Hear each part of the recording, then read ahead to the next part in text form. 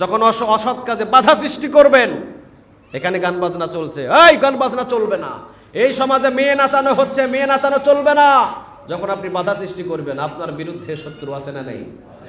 তখন তোমাকে বুলেটের গুলি বুকটা ঝাঁঝরা করে দিতে পারে, রিমান্ড হতে পারে, তখন তোমার উপরে অসংখ্য শাস্তির রোলান চলে আসতে পারে, তোমাকে গ্রেফতার হতে পারে, তোমাকে রক্তচক্ষু দেখাতে পারে। তখন পৃথিবীর কারো দিকে তাকায় নয়, একজনের দিকে তাকিয়ে ধৈর্য ধারণ করবে, তিনি কে? আল্লাহ বলছেন, আমি প্রত্যেকটা মানুষের এই যে গলার এখানে গুটলি আছে, এই জায়গায় যে যা কিছু করে সবগুলো এই জায়গায় মেমোরি কার্ডের ভিতরে রেকর্ড করছেন, তিনি কে? বললেন 2 রাকাত নামাজের বিনিময়ে বান্দার পিছনের সব গুনাহ মাফ হয়ে যায়। সুবহানাল্লাহ বলবেন না? যদি নামাজের মতো নামাজ হয়, যদি নামাজের মতো নামাজ হয়, 2 রাকাত নামাজের জন্য পিছনের গুনাহগুলো আল্লাহ মাফ করে দেয়। লোকমান আলাইহিস সালাম বলছেন, বাবা আকিমুস সালাহ, নামাজ পড়ো। নামাজ কায়ের অন্ধকারে মসজিদের দান বাক্স দেখেছেন, রাতের অন্ধকারে 10 টাকার একটা কসকসে নোট কেউ দেখে নাই, রাতের অন্ধকারে বাহির করে আপনি দান বাক্সতে ছেড়ে দিয়েছেন, কেউ দেখে নাই, দেখেছেন কে? আল্লাহ রহমতের রশি লাগায়া ওই বান্দারে মসজিদে টানে। সুবহানাল্লাহ বলেন। রহমতের রশি লাগায়া ওই বান্দাটারে টানে মাদ্রাসায়, রহমতের রশি লাগায়া যেখানেই কোরআনের মাহফিল ওই জায়গায় টেনে নিয়ে যায়, রহমতের রশি লাগায়া রাতের অন্ধকারে সবাই ঘুমায়, রহমতের রশি টান দিয়া উঠায়া ঠান্ডা পানি দিয়ে ওযু করায়া তাহাজ্জুদ নামাজে দাঁড় করায়া রাখে। আল্লাহুম্মা বারিক আলা মুহাম্মাদ ওয়া আলা আলি মুহাম্মাদ কামা বারাকতা আলা ইব্রাহিম ওয়া আলা আলি ইব্রাহিম ইন্নাকা হামিদুম মাজিদ। আপনারা সবাই কেমন আছেন? আলহামদুলিল্লাহ, আমিও ভালো আছি। আল্লাহ আমাদের সবাইকে ভালো রাখুক, আমরা বলি আমিন। আমরা জুমার দিন স্পেশালি ভাবে এসেছি আল্লাহ সুবহানাহু ওয়া তাআলাকে রুকু সেজদা তাসবিহ দিয়ে তার কলিজাটাকে ঠান্ডা করার জন্য। এটা হলো আমাদের ইবাদত। এটা আমাদের কি বলে? ইবাদত। নাকি কাউকে দেখানোর জন্য আসছেন? হ্যাঁ, কাউকে দেখানোর জন্য এসেছি আমরা? না, আমরা এসেছি পাঞ্জাবি পরে, টুপি পরে, আতর সুরমা লাগিয়ে একজনের পদধূলিতে সেজদায় পড়ে যেতে। চিৎকার দিয়ে বলেন তো দেখি, তিনি কে? তাকে সেজদা দেওয়ার জন্য এসেছি। এই জন্য আমরা ইবাদত পৃথিবীর কারো করি না, ইবাদত করি কার? ওয়া'বুদুল্লাহ, আমরা ইবাদত করি আল্লাহর। ওয়ামা খালাকতুল জিন্না ওয়াল ইনসা ইল্লা লিয়া'বুদুন। আল্লাহ বলছেন, তোমাদেরকে সৃষ্টি করা হয়েছে আমার ইবাদতের জন্য, আমার গোলামির জন্য। পৃথিবীর কারো ইবাদত, পৃথিবীর কারো গোলামি করলে তার দুনিয়াও বরবাদ, আখিরাতও বরবাদ। কিন্তু ওই মালিকের যদি আমরা ইবাদত করি, দুনিয়াটারে সফল করে দেবে কে? আল্লাহ। দুনিয়াতেও সফল, আখিরাতেও সফল। এই জন্যে আল্লাহ বলছেন, পৃথিবীর সব কিছু বানিয়েছি আমি কুন ফায়াকুন বলে। ইন্নামা আমরুহু ইযা আরাদা শাইআন আইয়াকুলা লাহু কুন ফায়াকুন। আমি আসমানটা বানিয়েছি কুন ফায়াকুন দিয়ে, জমিনটা বানিয়েছি কুন ফায়াকুন দিয়ে, সূর্য বানিয়েছি কুন ফায়াকুন দিয়ে। পৃথিবীতে যা কিছু আছে সব কিছুই কুন ফায়াকুন দিয়ে বানিয়েছে। আল্লাহ বলছেন, এই যে কপাল, এইটা আমি কুন ফায়াকুন দিয়ে বানাই না, এটা আমি নিজ হাতে বানিয়েছি। তো এই জন্য এই কপালটা যেন যেখানে সেখানে ঝুঁকে না পড়ে, যেখানে সেখানে যেন এই কপালটা, এই মাথাটা যেন ঝুঁকে না পড়ে, সেজদা যেন না হয়। এই কপালটা শুধু একজনাকে সেজদা দেওয়ার জন্য, তিনি কে? মনে রাখবেন, এটা সব সময় মনে রাখবেন। রবের খাতিরে কখনো কারো সাথে শরীক করা যাবে না। আমি আল্লাহর কাছ থেকে যেটা পাবো ওইটা অন্য কারো কাছে যাওয়া যাবে না। তো এই জন্য আল্লাহ সৃষ্টি করেছেন আমাদেরকে তার গোলামি করার জন্য। তো আমরা তো গোলাম, আমরা কিসের জাত বলেন? সবাই বলেন, কিসের জাত? গোলামের জাত। আমাদের কি কোনো অহংকার থাকতে পারে? নাই, আমাদের অহংকার নেই। আমার যা আছে সবকিছুর মালিক কে? আল্লাহ। আমাদের যে ছেলে আছে, ওই ছেলের মালিকও কে? লাহু মা ফিস সামাওয়াতি ওয়া মা ফিল আরদ। আল্লাহ আয়াতুল কুরসিতে বলছেন, আসমান এবং জমিনে যা কিছু আছে সবকিছু আমার। সুবহানাল্লাহ বলেন। তাহলে আমাদের কিছু নেই। আমার ছেলে ওইটা আমার না, আমার মেয়ে ওইটা আমার না, আমার সম্পদ ওইটা আমার না, আমার বাড়িটা ওইটা আমার না। এটা মনে রাখবেন, সব হলো সেই মালিকের। ওই মালিক আমাকে দিয়েছে কিছুদিন ব্যবহারের জন্যে, আবার আমার যখন সময় হারিয়ে যাবে মালিকেরটা মালিকের কাছেই থাকবে, কিন্তু আমাকে নিয়ে নেবেন কে? আল্লাহ। এটাই হলো আমাদের সবচেয়ে বুঝের একটা বিষয়। এটাই আমরা বুঝি না, এটাই আমরা বুঝি না। আল্লাহ এই বুঝটা আমাদের সবাইকে দান করুক, আমরা বলি আমিন। যদি শুধু এইটা বুঝতাম যে সবকিছুর মালিক আল্লাহ, তাহলে আমি জীবনে ঘুষ খাইতাম না। যদি এইটা বুঝতাম সবকিছুর মালিক আমার আল্লাহ, তাহলে আমি জীবনে কোনোদিন সুদ খাইতাম না, চুরি করতাম না, ডাকাতি করতাম না। কারণ কার পৃথিবীতে চুরি করব? সবকিছুর মালিক তো তিনি, ঠিক কিনা? আরে ওর পৃথিবীর ভিতরে আমি এবার চুরি করব কেমনে? ওর পৃথিবীতে তো চুরি করা যায় না।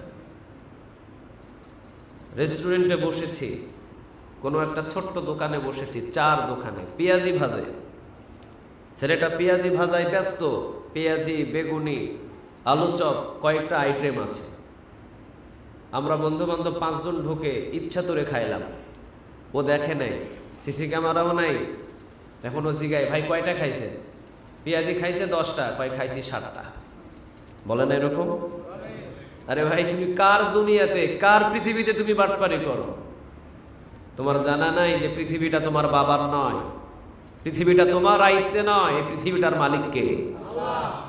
এইটা স্মরণ রাখো। যদি এইটা আমাদের স্মরণ থাকে, আমাদের জীবনে গুনাহ হবে না। আমাদের জীবনে কোনোদিন কোনো গুনাহ হবে না যদি আমরা জানি যে পৃথিবীর মালিক কেউ নয়, পৃথিবীর মালিক কে? আল্লাহ। বলেন, আমাদের যে ছেলে আছে ওই ছেলের মালিক কি আমি? না, আমি না। রাতের 12টা বাজে ছেলে স্ট্রোক করে মারা গেল। মসজিদে এলান হলো, যুবক অমুক আর দুনিয়াতে নাই, মসজিদের খাটিয়া বাড়িতে উপস্থিত। মা কান্দে, বাবা কান্দে, সবাই কান্দে, আপনিও কান্দেন। রাতের 12টায় মারা গেল। 4টার সময় জানাজা। 4টার সময় জানাজা দিয়ে আপনি বলছেন না এতদিন আপনার ছেলে, তো ওই ছেলের এখন আল্লাহরে দিয়ে আসেন কেন কবরে গিয়া? এখন কবরে দেন কেন? এখন দাফন করেন কেন? এটাই বোঝা যায়, লাহু মা ফিস সামাওয়াতি ওয়া মা ফিল আরদ। যদিও আমার ছেলে বলে ওই ছেলে আমার না, যদিও আমার বিবি বলে ওই বিবি আমার না, যদিও বলে এটা আমার মা, এটা আমার বাবা, আসলে ওইটা আমার মা আমার বাবার মালিক আমি নই, ওইটার মালিক কে? আল্লাহ। আল্লাহ। সময় হলে উনি নিয়ে চলে যাবেন। এই জন্য এতটুকু যদি আমাদের জ্ঞান থাকে যে এই পৃথিবীটা আমার নয়, এই ঘর আমার নয়, এই বাড়ি আমার নয়, এই টাকা আমার নয়, কিছুই আমার নয়, তাহলে ইবাদত করাটা খুব সহজ। কারণ সবাই বুঝে, বুঝে না শুধু মানুষ, আর জিন বুঝে না, কিন্তু সবাই বুঝে। আফাগায়রা দীনিল্লাহি ইয়াবগুনা ওয়া লাহু আসলামা মান ফিস সামাওয়াতি ওয়াল আরদ তাওআও ওয়া কারহাও ওয়া ইলাইহি ইরজাউন। আল্লাহ বলছেন, আসমানে জমিনে যা কিছু আছে সবগুলো হুকুম মানে কার? আল্লাহ। একটা পিপিলিকা, ওইটাও আল্লাহর হুকুম মানে। একটা গাছ, ওইটাও আল্লাহর হুকুম মানে। চন্দ্র কার হুকুম মানে? আল্লাহ। আমরা জন্মের পর থেকে কোনোদিন দেখছি চন্দ্র আজকে আধা ঘন্টা উঠতে দেরি হয়ে গেছে? দেখছেন কোনোদিন? ও পূর্ব দিকে সময় মতো উঠে, পশ্চিম দিকে সময় মতো ডুবে যায়। ওর চলাফেরায় কোনো ভুল নাই, কিয়ামত পর্যন্ত ভুল হবে না, কারণ ও হুকুম মানে কার? আল্লাহ। কিন্তু আমাদের হুকুমে ঝামেলা আছে না নেই? ফজর কাজা, জোহর কাজা, অনেকের দেখবেন ইয়াউমুল জুমা, এই জুমাটাও কাজা নাই, এরকম আছে, আছে। এই সমাজেও আছে, এই সমাজেও আছে। কয়েকদিন আগে আমি মনে হয় কোন বাড়িতে জেনি খাবার গিয়েছি, বলতে আমাকে দাওয়াত দিয়ে নিয়ে গিয়েছি। যদিও আমি প্রচলিত দূর থেকে আসি, বাড়িতে গিয়ে আবার গিয়ে খাবার, মানে আমার কাছে একটু পেরেশান লেগে যায়। আসি, জুমাতে উঠি, এরপরে যে একটু রিল্যাক্সে বসবো না, হুজুর চলেন আমার বাড়িতে চলেন, মহব্বত, মহব্বতের টানে গেলাম। যাইতে দেখি 2-3 জন পুরুষ গোসল করতেছে। তখন বাজে 2টা। আমি কই হাই হাই, চুপি চুপি বললাম, এরা নামাজ পড়লো কখন? হুজুর এরা নামাজে যায় নাই, এরা নামাজে যায় নাই।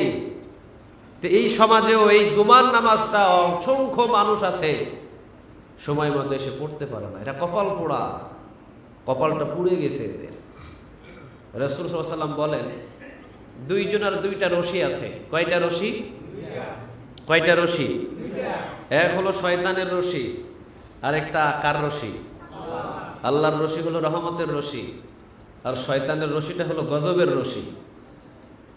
রাসূল বলেন এই রশি হলো দুইটা, একটা হলো আল্লাহর রশি আর একটা হলো শয়তানের রশি। আল্লাহর রশি যার গলার ভিতরে লাগে সে কখনো খারাপ কাজে যাইতে পারে না। সুবহানাল্লাহ বলবেন না? আল্লাহ রহমতের রশি লাগাইয়া ওই বান্দারে মসজিদে টানে। সুবহানাল্লাহ বলেন। রহমতের রশি লাগাইয়া ওই বান্দাটারে টানে মাদ্রাসায়। রহমতের রশি লাগাইয়া যেখানেই কোরআনের মাহফিল ওই জায়গায় টেনে নিয়ে যায়। রহমতের রশি লাগাইয়া রাতের অন্ধকারে সবাই ঘুমায়, রহমতের রশি টান দিয়া উঠাইয়া ঠান্ডা পানি দিয়ে ওযু করাইয়া তাহাজ্জুদ নামাজে দাঁড় করাইয়া রাখে। এটা রহমতের রশি, ওইটা আল্লাহ লাগায়। আবার রাসূল বলেন শয়তানের হলো আযাবের রশি। এই শয়তানের রশি যার গলার ভিতরে লাগায় ও কখনো জুমার নামাজে আসতে পারে না। শয়তান কয় এই কাজ কর, এই কাজ কর, অমুক কর, তমুক কর। যেখানে গানের কনসার্ট ওখানে সামনে গিয়া হাজির, ঠিক না বেঠিক? এটা শয়তান টানে, শয়তানে তার গলায় রশি লাগিয়েছে। যেখানে অশ্লীল কাজ সেখানেই সে, যেখানে বেনামাজির আড্ডা ওই জায়গায় হাজির, যেখানে গানের কনসার্ট মেয়ে নাচানো হয় ওই জায়গায় স্টেজে হাজির। এটা শয়তান টেনে টেনে নিয়ে যায়। আমাকে বুঝতে হবে শয়তানের গলার রশি, শয়তান যে গলায় রশি লাগিয়েছে এই রশি যদি খুলে আল্লাহ রহমতের রশি আমি নিজে না পড়তে পারি, দুনিয়াও বরবাদ আখিরাতও বরবাদ করে দিবে কে? কারণ শয়তান ওয়াদা ভক্ত, শয়তান ওয়াদা করেছে। পৃথিবী সৃষ্টি করছে যখন, তখন আল্লাহর কাছে ওয়াদা করেছে। আদম আলাইহিস সালাম যখন তাকে সেজদা দেওয়া হয়েছে ওই দিনই তো শয়তান বলেছে আল্লাহ আপনার যত গোলাম আছে সব গোলামরে আমি যে কোনো কৌশল দিয়ে জাহান্নামে টেনে নিয়ে যাব।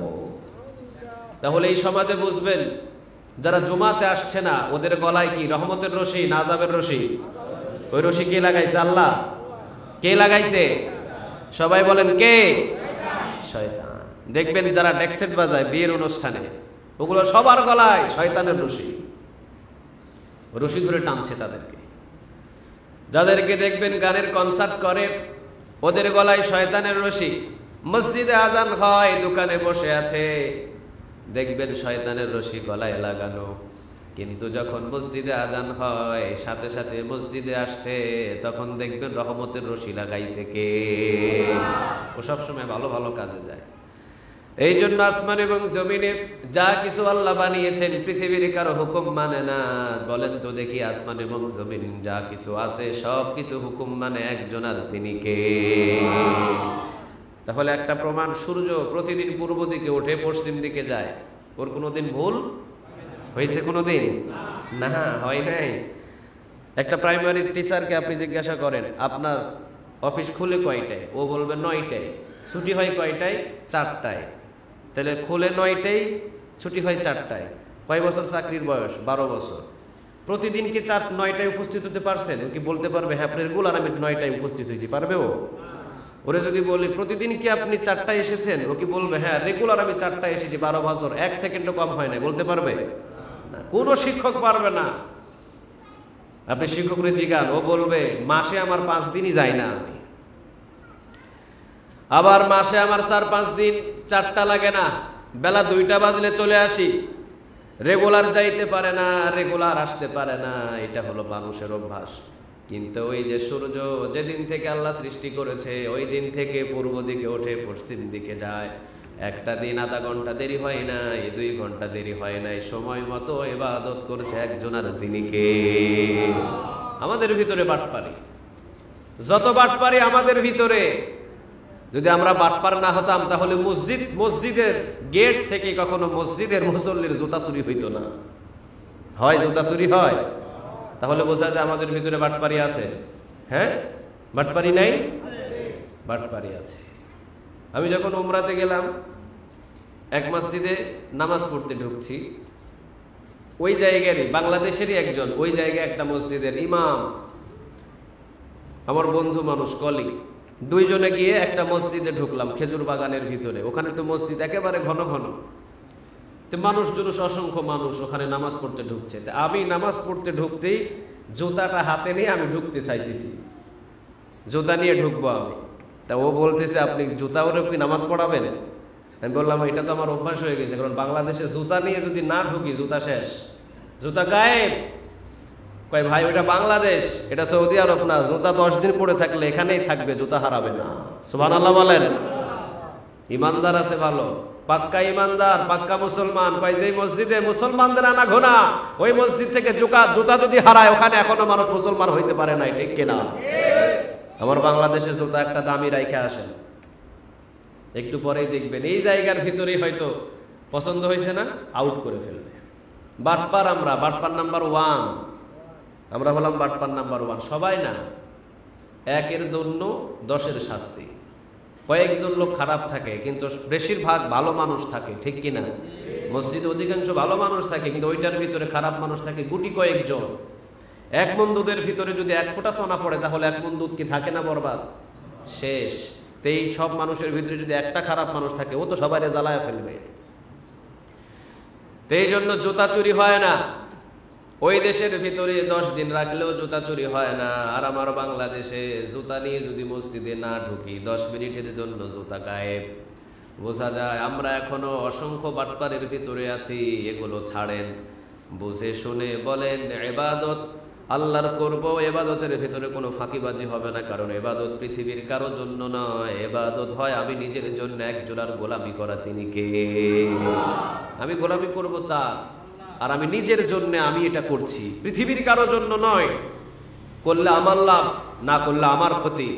আমার কেউ ভার পৃথিবীর কেউ নেবে না। আর আমি যদি সেজদা দিই ওই সেজদার ভাগ পৃথিবী আমার পরিবারও নিতে পারবে না। চিৎকার দিয়ে বলো ঠিক কিনা? ওইটা আমার, ওটা পৃথিবীর কারো নয়, ওইটা আমার।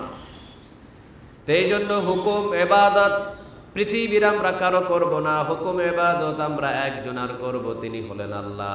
সেজদা পৃথিবীর কাউরে দেব না, সেজদা দেব কারে? সবাই বলেন কারে? আল্লাহরে। সব সময় ডাকবো তারে। জীবনে কোনোদিন কারো জিকির করব না, জিকির হবে কার? ওই আল্লাহর জিকির করবেন, পৃথিবীর কারো জিকির করবেন না। বলা যাবে ইয়া গাউসে পাক, ইয়া গাউসে পাক, ইয়া গাউসে পাক, ইয়া আব্দুল কাদের জিলানী, ইয়া আব্দুল কাদের জিলানী বলা যাবে না। আব্দুল কাদের জিলানীও একজন মানুষ, আপনিও একজন মানুষ। জিকির হবে এক রবের। চিৎকার দিয়ে বলেন তিনি কে? আল্লাহ। কারণ আব্দুল কাদের জিলানী রাহিমাহুল্লাহ তিনিও পৃথিবীর কারো জিকির করেন নাই, তিনি জিকির করেছে কার? তাহলে ওনারও রব আল্লাহ, আমার রব কে? আল্লাহ। তাহলে তো একই জায়গায়। আমরা পৃথিবীতে আউল ফাউল জিকির করবো কেন? কয় অমুক পীরের নাম দিনের ভিতরে 200 বার নিবেন। যদি অমুক পীরের নাম 200 বার না নেন তাহলে আপনি মুরিদ থেকে খারিজ হয়ে যাবে। নাউজুবিল্লাহ বলবেন না? এই যে এই বিষয়, কয় অমুক মাজারের নাম বাড়ির ভিতরে বিশাল করে লটকায় রাখবেন, যদি না রাখেন তাহলে ঝামেলা হবে। অমুক পীরের ছবি রাখবেন ঘরের ভিতরে, বরকত আসবে। নাউজুবিল্লাহ বলেন। ঢাকা শহরে দেখবেন দেওয়ানবাগির ছবিগুলো দোকানে দোকানে লটকানো আছে। আমি একজন রেজি গাইলাম, আমার বাসার পাশে একজন রেজি গেলাম, ভাই এই যে স্বর্ণকারের দোকান, এই দোকানে দেওয়ানবাগির ছবি কেন? কয় হুজুর জীবন দিয়ে ওরে ভালোবাসে, আল্লাহরেও এত ভালোবাসে না। নাউজুবিল্লাহ বলেন। কয় ও নাকি রহমত দেয়, ও নাকি বরকত দেয়। কবর খনন করে দেখেন দেওয়ানবাগির হাড্ডি হুড্ডি নাই, সবগুলো ধ্বংস করে দিয়েছে তিনি কে? কোন যে বিপদে আছে না ভালো আছে কে জানেন? আল্লাহ। ব্যক্তি কখনো ব্যক্তির রব হতে পারে না, মানুষ কখনো মানুষকে রহমত করতে পারে না। রহমত দেওয়ার মালিক একজন, তিনি কে? আল্লাহ। এই জন্য লোকমান আলাইহিস সালাম নিজের ছেলেকে শুরু থেকে শেষ পর্যন্ত এক পর্যায়ে এমন ভাবে ফিনিশিং দিলেন, বাবা খবরদার, সবকিছু করবে, শিরক করা যাবে না, শিরক করিস না। যার জন্য আমরা শিরকের পক্ষে নয়, আমরা হলাম শিরকের বিপক্ষে, ঠিক না বেঠিক? যেখানে শিরক ওখানে যাব? যাবেন? আঞ্জাম দেওয়া যাবে না, আঞ্জাম দেওয়া যাবে না। সেই দিক থেকে মানুষদেরকে বিরত রাখবেন, দূরে সরাবেন, ছেলে মেয়েদেরকে দূরে সরাবেন। বেশিরভাগ বাংলাদেশের ভিতরে শিরকের দিকে বেশি যায়, আমার মা বোনেরা বেশি, ঠিক কিনা? মনটা একদম নরম। কেউ যদি বলে অমুক মাজারে যা, তোর ছেলে হয় না, অমুক জায়গায় চাইলেই ছেলে হবে, আমার অমুকের হয়েছে, আমার তমুকের হয়েছে, ওর হয়েছে, তোর হয়েছে। পুরুষরে বলিস না, তুই একা একা যাইবি। একা একা যায়, গিয়া গিয়া পড়ে বিপদে, একা একা গিয়া পড়ে বিপদে। কেমন বিপদ? অমুক এত এত কিছু জায়গা আছে, কয় বাবার দরবারে দেখা করতে হলে একা যাইতে হবে। অথচ আল্লাহ বলছে তুমি যখন ঘর থেকে বাহির হবা মাহরাম ছাড়া, অর্থাৎ তোমার 14 জন পুরুষ ছাড়া একজনকে না নিয়ে তুমি বাহির হতে পারবে না। চিৎকার দিয়ে বলো আল্লাহু আকবার। আর বাবার সামনে দেখা হলে একা দেখা করতে হবে, কাউরে নিয়ে যাওয়া যাবে না, একা একা যান। কারণ একা একা গেলে সুযোগ বেশি না কম? বেশি, সুযোগ বেশি। আমি এগুলো কথা বলতে চাচ্ছি না, সব মাজার খারাপ তা না, কিছু কিছু আছে ভালো থাকতে পারে, সেখানে শুধু যাবেন একটা নিয়তে, ওলিয়া উলিয়া শুয়ে আছে আমি তাদের জন্য একটু দোয়া করবো। আপনি তাদের জন্য দোয়া করতে পারবেন, ওরা আপনাকে কিছুই দিতে পারবে না, ঠিক কিনা? কারণ আপনি জীবিত, আপনি তাদের জন্য দোয়া করতে পারবেন। আল্লাহ এখানে যত ওলি আছে সমস্ত ওলিদেরকে তুমি মাফ করে দাও। আল্লাহ এখানে যত ওলি আছে সমস্ত ওলির কবরে জান্নাতের বাগান বানায় দাও। এই দোয়া আপনি করতে পারবেন, কিন্তু ওখানে গিয়ে বলতে পারবে না ওলি সাহেব আমারে বাঁচাও। আপনারে বাঁচাবে কে? বুঝতে পারছেন তো কথা? হ্যাঁ, বুঝছেন ভালোভাবে। জায়গাগুলোতে গেলে শুধু আপনি জিয়ারত করবেন, আপনি তাদের জন্য দোয়া করবেন, কিন্তু আপনাকে কোনো কিছু দেওয়ার পৃথিবীর কারো ক্ষমতা নাই। ক্ষমতাটা কার? আল্লাহ। এই জন্য লোকমান আলাইহিস সালাম নিজের ছেলেকে এত ভাবে শক্ত করে ধরেছেন, বাবা শিরক করিস না, কারণ শিরক করলে দুনিয়াও বরবাদ আখিরাতও বরবাদ, ঠিক না বেঠিক? খবরদার শিরক করিস না। ওই যে প্রথম নাম্বার নসিহত, শিরক করিস না। এবার দ্বিতীয় নাম্বার নসিহত লোকমান আলাইহিস সালাম নিজের ছেলেকে বলছেন, ইয়া বুনাইয়া ইন্নাহা ইন তাকু মিসকালা হাববাতিন মিন খারদালিন ফাতাকুন ফি সাখরাতিন আও ফিস সামাই আও ফিল আরদ ইয়াতি বিহাল্লাহ ইন্নাল্লাহা লাতীফুন খবীর। বাবা, সরিষার দানা পরিমাণ যদি তোর ছোট্ট একটা নেক আমল থাকে, ওইটাও কিয়ামতের দিন হাজির করবে কে? আল্লাহ। বাবা, সরিষার দানা পরিমাণ যদি ছোট্ট একটা গুনাহ করিস, ওইটাও তুই কোনোদিন আড়াল করতে পারবি না, কিয়ামতের দিন ওইটাও হাজির করবে একজন, তিনি কে?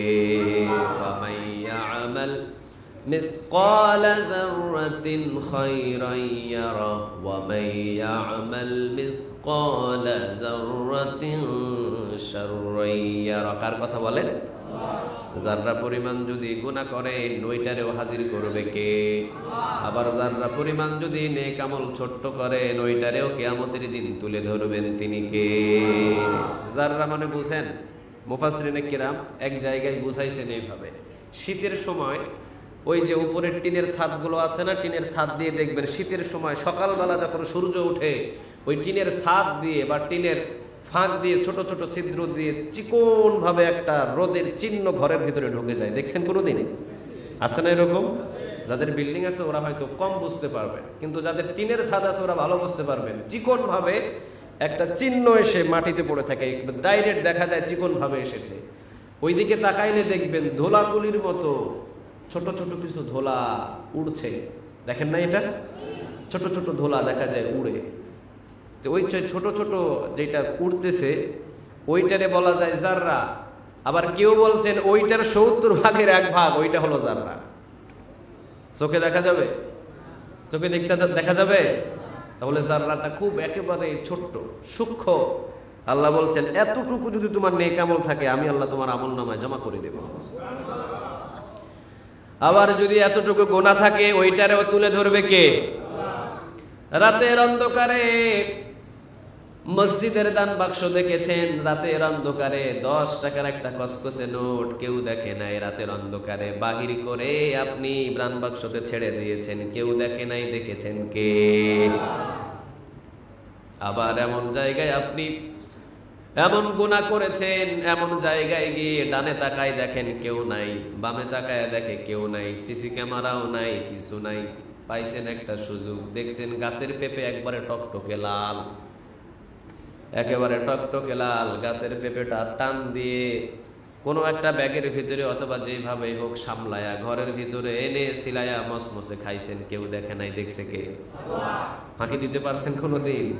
পারেন নাই। আরে আপনার সাথেই তো ফেরেশতাগুলো আছে, কি রহমান কাতিবিন ইয়ালামুনা মা তাফআলুন। আপনি বলছেন আপনি পেঁপে চুরি করতে গেছেন, কেউ যায় না আপনার সাথে, কিন্তু ফেরেশতা পাঠাইছে কে? আল্লাহ পাঠিয়ে দিয়েছে আপনার সাথে, আছেই ওরা সব সময়। আবার আল্লাহ বলছেন ওয়া কুল্লা ইনসানিন আলজামনাহু তাইরাহু ফি উনুকিহি ওয়া নুখরিজু লাহু ইয়াউমাল কিয়ামাতি কিতাবান ইয়ালকাহু মানশুরা। বলেন কথাটা কার? আল্লাহ বলছেন আমি প্রত্যেকটা মানুষের এই যে গলার এখানে গুটলি আছে, এই জায়গায় যে যা কিছু করে সবগুলো এই জায়গায় মেমোরি কার্ডের ভিতরে রেকর্ড করছেন তিনি কে?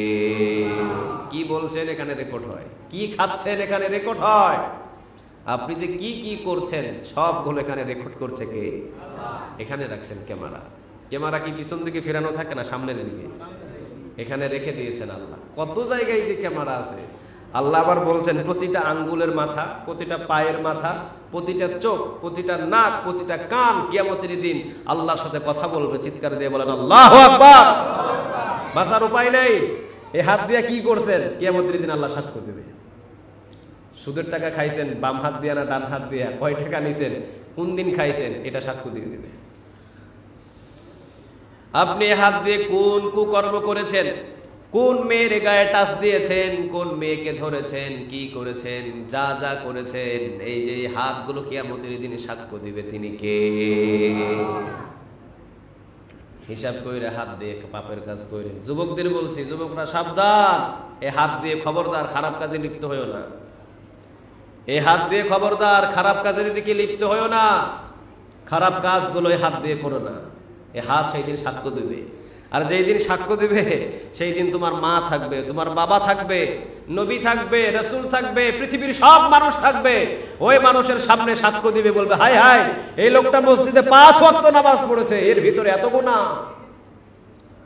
একা একা না, সবার সামনে হাজির করবে। তিনি কে? আল্লাহ। সবার সামনে সেই দিন প্রকাশ হয়ে যাবে। সবাই দেখে থু মারবে আর বলবে এই লোকটা এত জালিম ছিল, এত খারাপ ছিল, ওরে তো দুনিয়াতে ভালো জানতাম আমরা, কিন্তু ও গোপনে গোপনে এত পাপ করেছে, হাই হাই। থুতু মারবে আপনার দিকে, নিক্ষেপ করবে থুতু। এই জন্য খবরদার, গোপনেও কোনো গুনাহ করা যাবে। যা করছে আজ থেকে ছেড়ে দিব। রাজি আছেন? যা গুনাহ আছে আজ থেকে তাওবা করে ছেড়ে দিব। খুশি হয়ে যাবেন কে? আল্লাহ। এই জন্য লোকমান আলাইহিস সালাম বলছেন, বাবা ইন্নাকা ইন তাকু মিসকালা হাববাতিন মিন খারদালিন ফাতাকুন ফি সাখরাতিন আও ফিস সামাই আও ফিল আরদি ইয়াতি বিহাল্লাহ ইন্নাল্লাহা লাতীফুন খবীর। বাবারে, সরিষার দানা পরিমাণ যদি ছোট নেক আমল হয় ওইটাও আল্লাহ দেখে, আবার যদি ভালো আমল হয় ওইটাও দেখেন একজন, তিনি কে? বাবা খবরদার, এই জন্য কোনো জায়গায় কোনোদিন খারাপ কাজে লিপ্ত হোস না।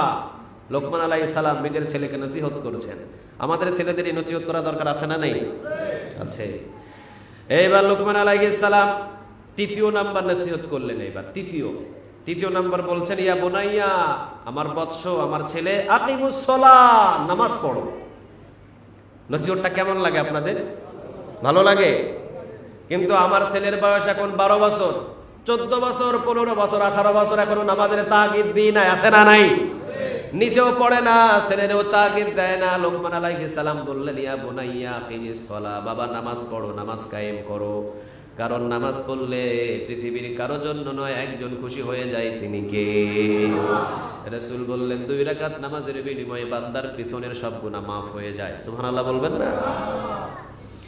যদি নামাজের মতো নামাজ হয়, যদি নামাজের মতো নামাজ হয়, 2 রাকাত নামাজের জন্য পিছনের গুনাহগুলো আল্লাহ মাফ করে দেয়। লোকমান আলাইহিস সালাম বলছেন, বাবা আকিমুস সালাহ, নামাজ পড়ো, নামাজ কায়েম করো।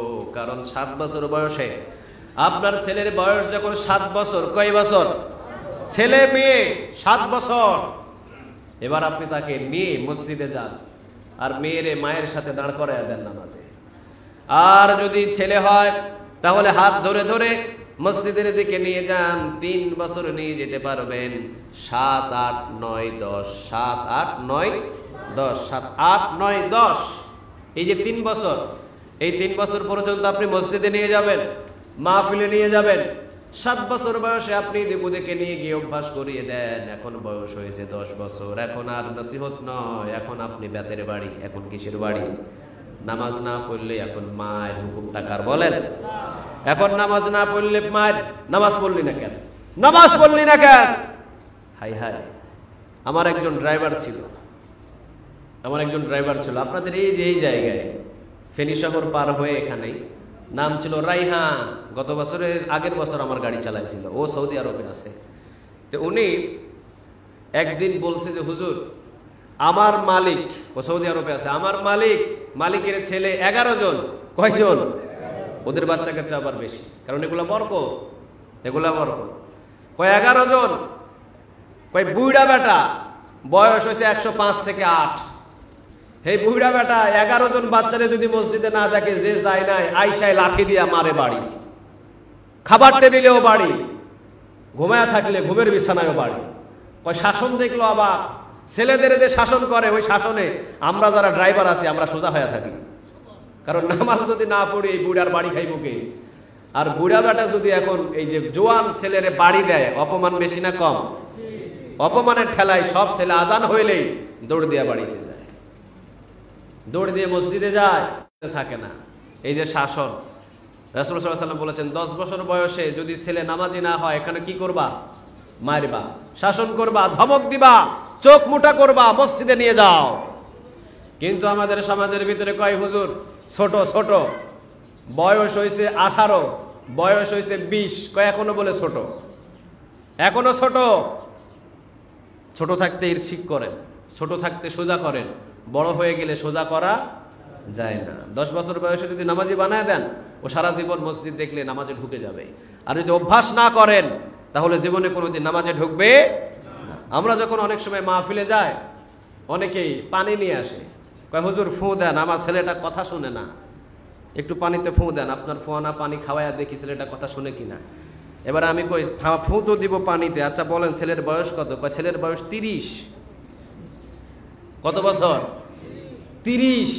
কয় 30 বছর বয়সের বুঝে ফু দিয়া পানি খাওয়ায় আপনার ছেলে কথা শুনবে? আরে আমারে বইলা যদি খাওয়াইয়া দেন, এরপরও তো ছেলে কথা শুনবে না। কথা শোনার বয়স তো পার হয়ে গেছে 10 বছর, ঠিক কিনা? এখন আপনি 1000 বললেও শুনবে না। এই জন্য লোকমান আলাইহিস সালাম ছোট্ট ছেলে 7 বছর, 8 বছর, 10 বছর ওদেরকে নসিহত করেছেন, বাবা আকিমুস সালাহ, নামাজ কায়েম করো। 10 বছর বয়সে নামাজের জন্য তাগিদ দিবেন, মারধর করবেন, 7 বছর বয়সে অভ্যাস করবেন, বলেছেন মুহাম্মদ সাল্লাল্লাহু আলাইহি ওয়াসাল্লাম। এই জন্য নামাজের জন্য লোকমান আলাইহিস সালাম তাগিদ দিলেন। এরপরে বললেন চতুর্থ নাম্বার নসিহত করলেন, ওয়া আমরু বিল মা'রুফ, বাবা সৎ কাজের আদেশ দাও, ভালো কাজের আদেশ দাও। মসজিদের দিকে যাদেরকে তোমার বন্ধু বান্ধব আছে মসজিদের দিকে দাওয়াত দাও। তোমার বন্ধু বান্ধব যারা আছে তাদেরকে কোরআন শিক্ষার দাওয়াত দাও। তোমার বন্ধু বান্ধব যারা আছে দান সদকা করার দাওয়াত দাও, দাওয়াত দাও। মাদ্রাসায় পড়ানোর দাওয়াত দাও। বাবা ভালো কাজের, সৎ কাজের আদেশ দাও, এইটা করো, ওইটা করো, ওইটা করো, ভালো ভালো কাজের আদেশ দাও। ওয়ানহা আনিল মুনকার, আর অসৎ কাজে নিষেধ করে দাও। সুবহানাল্লাহ বলেন। অসৎ কাজে কি করতে বলছে? নিষেধ, বাধা দাও। অসৎ কাজে এখন বাধা সৃষ্টি করো, কারণ অসৎ কাজ সমাজের ভিতরে আছে না নাই? বলেন আছে, আছে। সমাজের ভিতরে গাঁজা কম না বেশি? ইয়াবা, বেনামাজি, এই যে এগুলো অসৎ কাজ। আবার দেখবেন বাংলাদেশের ভিতরে অধিকাংশ জায়গায় ডেকসেট ছাড়া, তাহিরি সাহেবের গান ছাড়া কোনো বিয়ের অনুষ্ঠান জমে না, ঠিক কি না? ডিজে গান লাগে, ডিজে গান। তাহিরি গাইছে একরকম, ওইটারে বানাইছে এখন ডিজে গান। এখন ওর গানে হিন্দু, খ্রিস্টান, নাস্তিক সব জায়গায় ওর গান ছাড়া এখন বিয়েই জমে না। ডিজে গান আছে এলাকায়? আপনাদের সমাজে তো নাই, থাকতেই পারে না। সব ইমানদার না?